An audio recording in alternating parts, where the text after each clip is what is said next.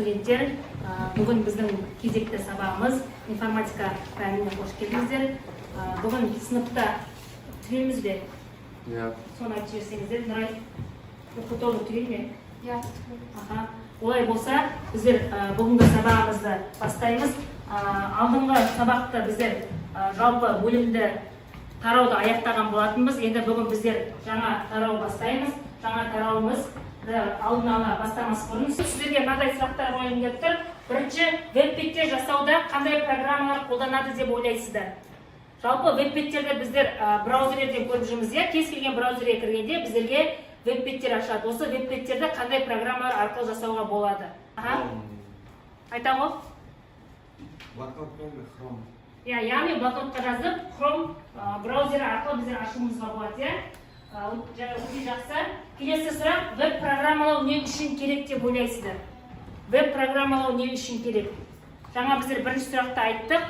Веб-беттерді ашу үшін. Веб-программалау, веб-беттерді, яғни браузер арқылы веб-беттерді ашу үшін керек. Келесі сұрағымыз, интернеттегі беттер қандай программа көмегімен жасалады? Интернеттегі беттер қандай программа көмегімен жасалады? Кім жауап береді? HTML тілінде дұрыс, HTML бағдарламалау тілімен жасауға болады. Сонымен қатар, тағы да, біз оны қайдан көреміз? Бірау веб-бетті ашқаннан кейін не істейміз? Веб-беттің кодын қайдан көреміз? Ссылкадан.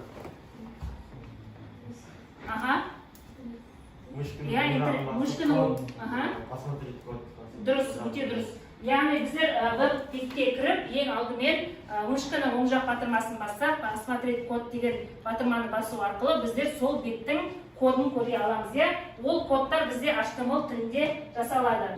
Бүгін біздер жаңа тарауды бастағалы отырмыз. Жаңа тарауымыздың тақырыбы ақпараттық объектілерді құру және түрлендіру деп аталады. Осы тараудағы ең алғашқы тақырып мәтінді форматтау, кестелер, яғни бүгінгі біздің өтетін тақырыбымыз.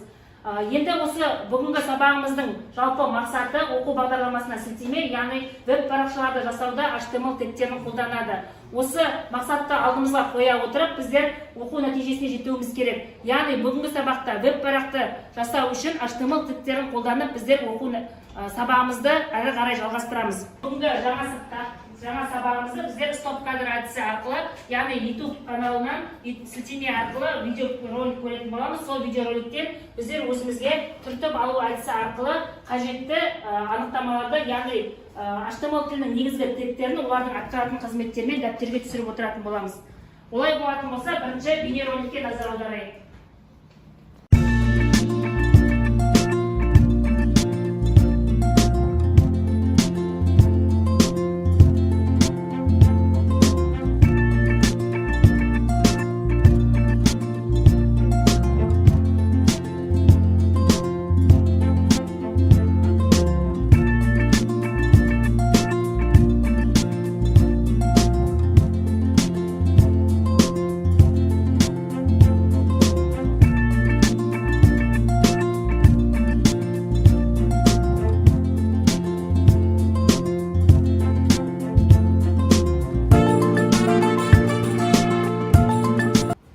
Біздер HTML-ді программасын, яғни HTML тілінде веб-парақты құру үшін ең алдымен блокнот бағдарламасын ашып аламыз.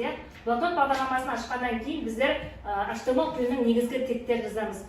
Жаңа бейнероликте көргендеріңіздей HTML тілінің негізгі тегтері HTML, head, title және body деп айтты. Бұл жерде HTML тілі, яғни ашылып, сонымен қатар жабылады.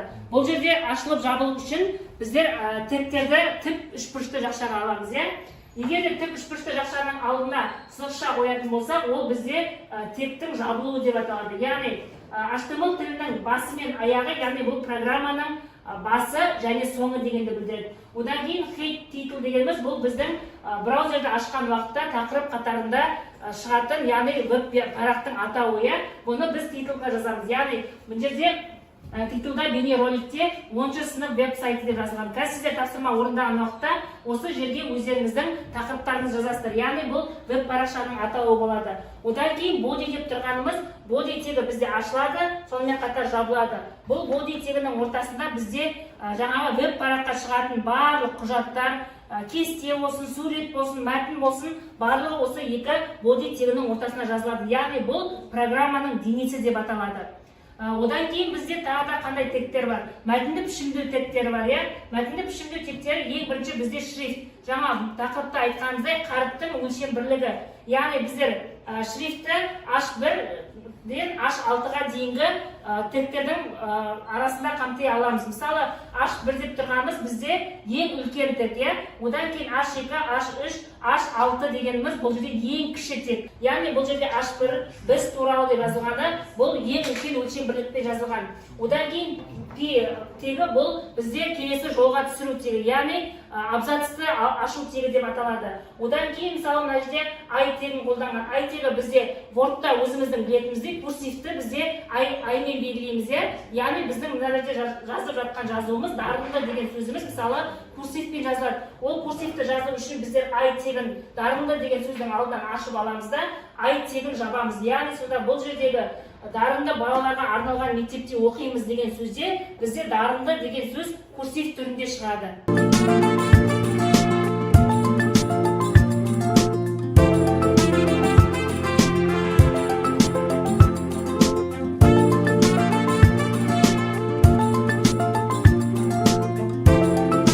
Студенттер, сіздерге қазір алдарыңызға 9 ромдық жіктелу әдісі бойынша тапсырма беретін боламын. Жаңағы өздеріңіздің көріп өткен бейнероликтеріңіздегі ең негізгі элементтер бойынша жұмыс жасайтын боламыз. Яғни, бірінші тапсырма HTML кодтарын 9 ромдық жіктелім графикалық органайзер арқылы орналастырды дейді. Міне алдарыңызға 9 элемент берілген. Осы 9 элементке бірінші HTML тілінің негізгі тегтерін, одан кейінгі мәтінді пішіндеу тегтері, үшінші кестені құру тегтері. Соның ішінде ең негізгісі жазамыз. Бірінші, ең маңызды элемент не деп ойлайсыздар? Қай тег?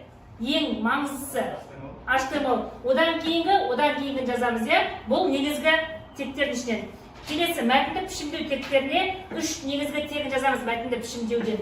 Кесте құруға дәл солай 3 негізгі элемент жазамыз. Қазір алдарыңызға мынандай парақшаны ілестіретін боламын, таратпа жұмыс.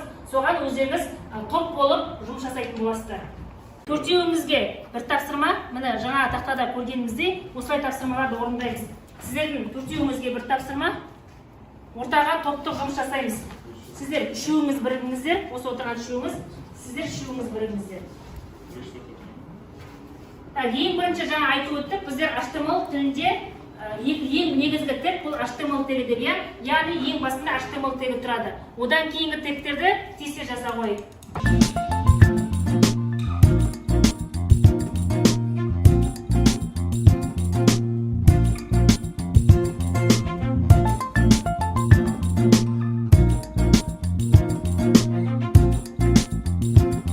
Бірінші тапсырманы аяқтаған болсақ, онда бір топтан бір студент қорғай қойсын, қалған студенттер тексеріп отырамыз.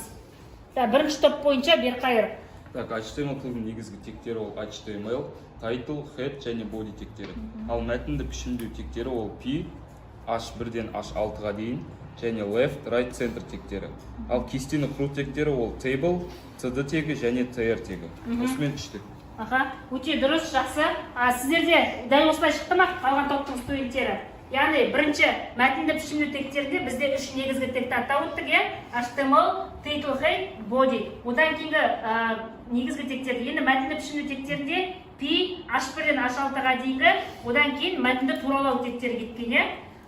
Кестені құру тегтерінде ең негізгі тегтер table, cd, сонымен қатар tr, бұл жаңа бағанды құру, жолды құру, яғни кестені құру тегтері. Өте жақсы. Тапсырма бойынша енді бір-бірімізді бағалайды.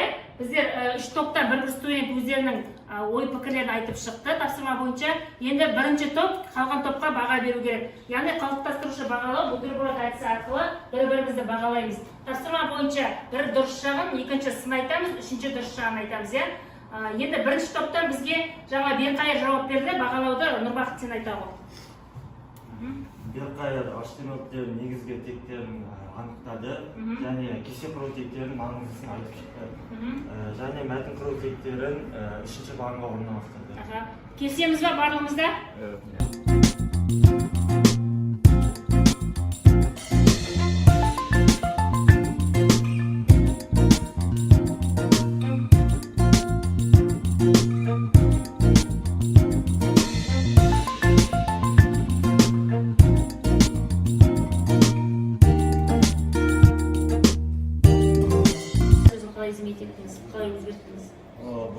ішіне музыка гитараның алдына би тегін қойдым және соңында би тегін жаздым. Ол қандай қызмет атқарады? Ол музыка гитара сөзін тектерді көрсетіп Жирный вот, иә? Сіздерге келесі тапсырма learningapps.org сайты арқылы берілген жаңағы тегтер мен олардың атқаратын қызметтерін сәйкестендіруіміз керек. Сіздерге осылай терезе ашылатын болады. Қазір мен сіздерге сілтемесін жіберемін. Сол терезеден тапсырманы орындаймыз. Мысалы, ТР-тегі қандай қызмет атқарады, АИ-тегі қандай қызмет атқарады, соның барлығын бір-біріне жұптастыруымыз керек. Тапсырма түсінікті ма, студенттер? Аха, орындаймыз.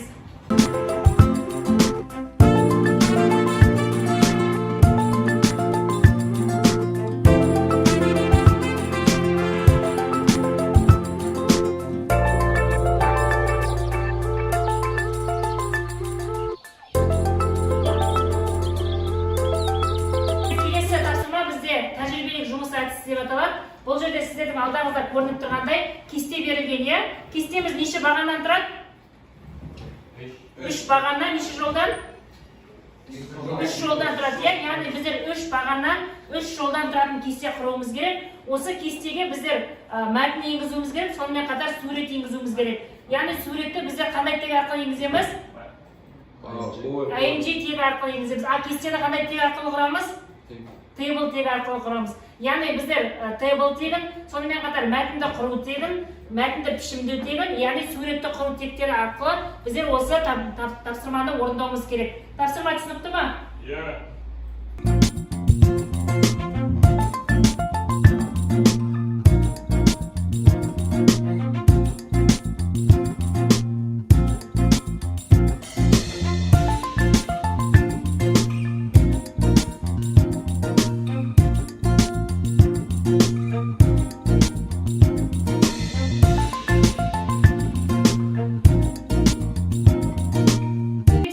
Бүгінгі сабағымызды осымен қорытындылай келе, сіздер бүгінгі сабақта HTML тілінің негізгі тегтерімен, сонымен қатар мәтінді пішімдеу тегтерімен, яғни кестені құру тегтерімен таныстық.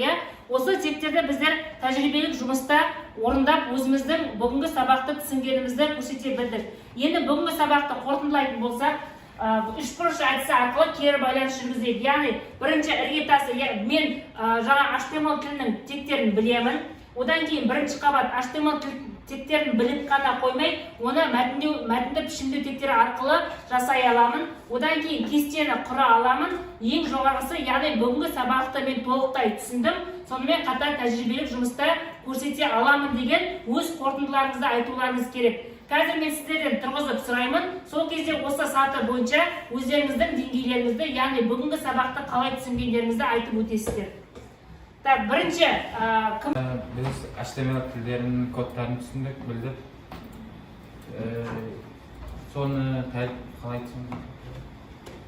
Мен бүгінгі сабақта мен HTML кодпен сайт жасап үйрендім. Және де learningapps деген сайттан кодтардың значенияларын және бұлардың қызметтерін үйрендім. Осы сабақта HTML тілінің негізгі тегтерін үйрендім, тегтерді қолданып, кесте сызып, түрлендіріп. Осы сабақты ең жоғары қабатты. Жарымен студенттер, бүгінгі сабағымызды қорытындылай келе, біздер жаңағы өзіміздің 3 бұрыш әдісі бойынша кері байланысты жүргізген болатынбыз. Енді біздер бүгінгі сабақта жалпы не өттік? Біздер бүгінгі сабағымыз оқу нәтижесіне жетті ме деген сұраққа, біздер бүгінгі сабақта HTML тілінің негізгі тегтерімен, HTML тілінің мәтінді пішімдеу тегтерімен, сонымен қатар HTML тілінің кестелер құру тегтерімен таныстық. Осы тегтер арқылы біздер сабақта практикалық жұмыстарымызды жүргіздік. Яғни сіздер практикалық жұмысты өте жақсы деңгейде орындадыңыздар. Соның нәтижесінде мен сіздерді бүгінгі сабағымыздың оқу нәтижесіне жетті деп айта аламын. Енді студенттер сіздерді бағалап өтейін. Сабаққа өте жақсы белсенді араласып отырған Берқайырға, Нұрбақытқа, Абылайханға 95 деген балл қойдым. Сонымен қатар студенттер осымен сабақ аяқталды. Назар салып тыңдағандарыңызға рахмет. Үй тапсырмасы берілді. Келесі сабақта кездескенше сау саламатта болыңыздар. Сау.